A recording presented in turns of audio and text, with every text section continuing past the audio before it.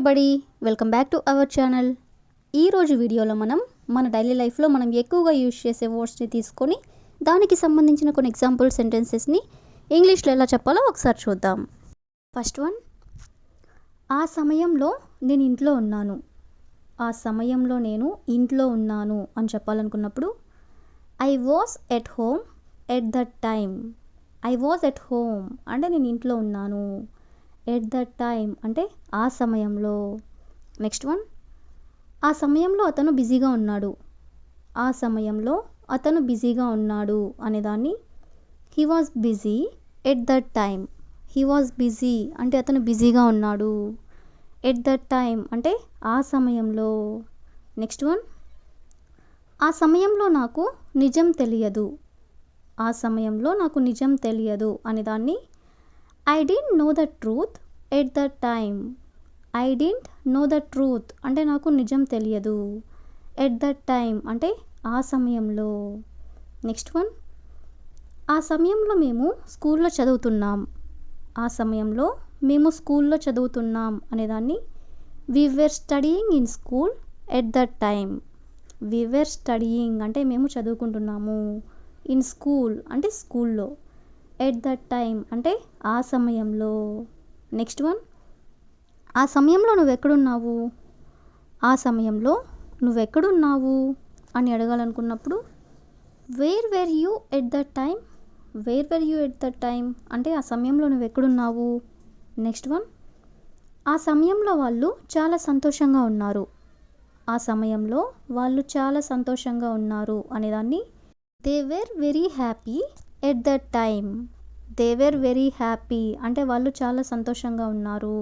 At that time అంటే ఆ సమయంలో. నెక్స్ట్ వన్, ఆ సమయంలో నాకు ఫోన్ లేదు. ఆ సమయంలో నాకు ఫోన్ లేదు అనేదాన్ని I didn't have a phone at that time. I didn't have a phone అంటే నా దగ్గర ఫోన్ లేదు. ఎట్ దట్ టైమ్ అంటే ఆ సమయంలో. నెక్స్ట్ వన్, ఆ సమయంలో వర్షం పడుతుంది. ఆ సమయంలో వర్షం పడుతుంది అనేదాన్ని it was raining at that time. It was raining అంటే వర్షం పడుతుంది.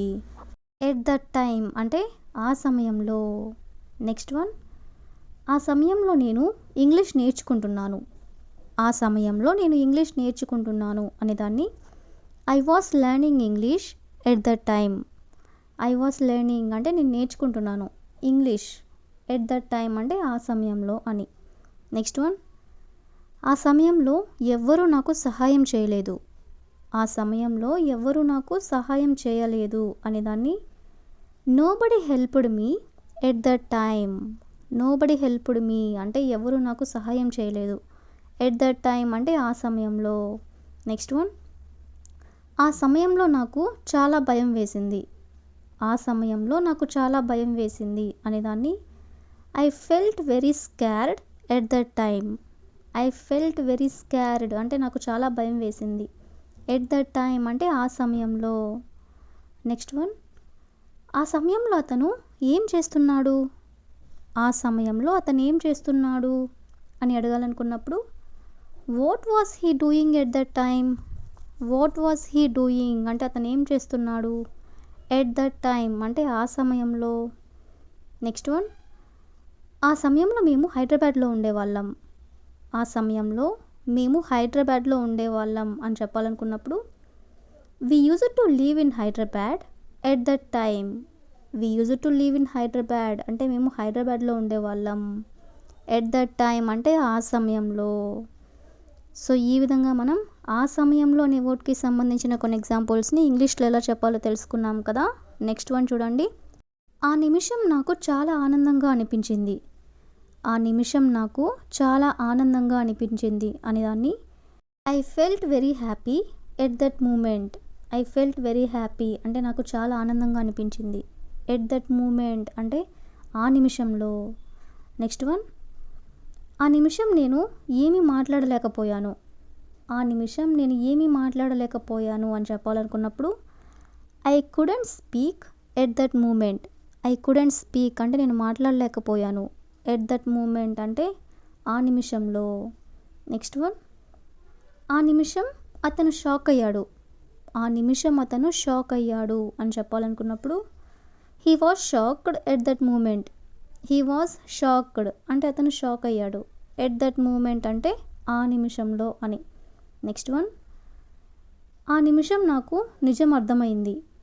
ఆ నిమిషం నాకు నిజం అర్థమైంది అనే దాన్ని I understood the truth at that moment. I understood the truth అంటే నాకు నిజం అర్థమైంది. ఎట్ దట్ మూమెంట్ అంటే ఆ నిమిషం అని. నెక్స్ట్ వన్, ఆ నిమిషం అందరూ నవ్వడం ప్రారంభించారు. ఆ నిమిషం అందరూ నవ్వడం ప్రారంభించారు అనేదాన్ని everyone started laughing at that moment. Everyone started laughing అంటే అందరూ నవ్వడం ప్రారంభించారు. ఎట్ దట్ మూమెంట్ అంటే ఆ నిమిషం అని. నెక్స్ట్ వన్, ఆ నిమిషం నాకు చాలా భయం వేసింది. ఆ నిమిషం నాకు చాలా భయం వేసింది అనేదాన్ని I felt very scared at that moment. I felt very scared అంటే నాకు చాలా భయం వేసింది. ఎట్ దట్ మూమెంట్ అంటే ఆ నిమిషం అని. నెక్స్ట్ వన్, ఆ నిమిషం నువ్వు అక్కడే ఉన్నావా. ఆ నిమిషం నువ్వు అక్కడే ఉన్నావా అని అడగాలనుకున్నప్పుడు were you there at that moment.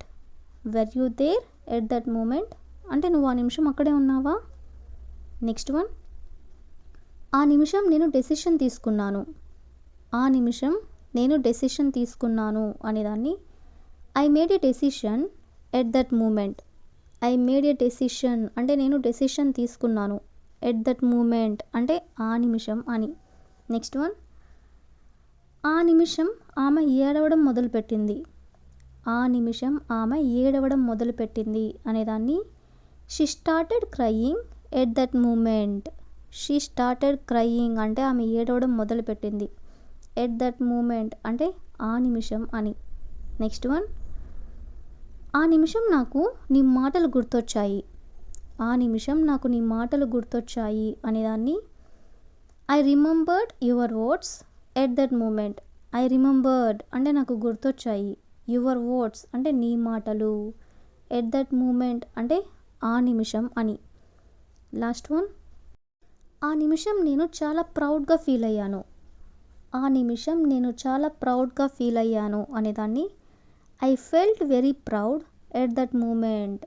I felt very proud అంటే నేను చాలా ప్రౌడ్గా ఫీల్ అయ్యాను. ఎట్ దట్ మూమెంట్ అంటే ఆ నిమిషం అని. సో ఈ విధంగా మనం ఆ నిమిషం అనే వర్డ్కి సంబంధించిన కొన్ని ఎగ్జాంపుల్ సెంటెన్సెస్ని ఇంగ్లీష్లో ఎలా చెప్పాలో తెలుసుకున్నాం కదా. So that's all for today. I hope you all like this video. Thank you for watching.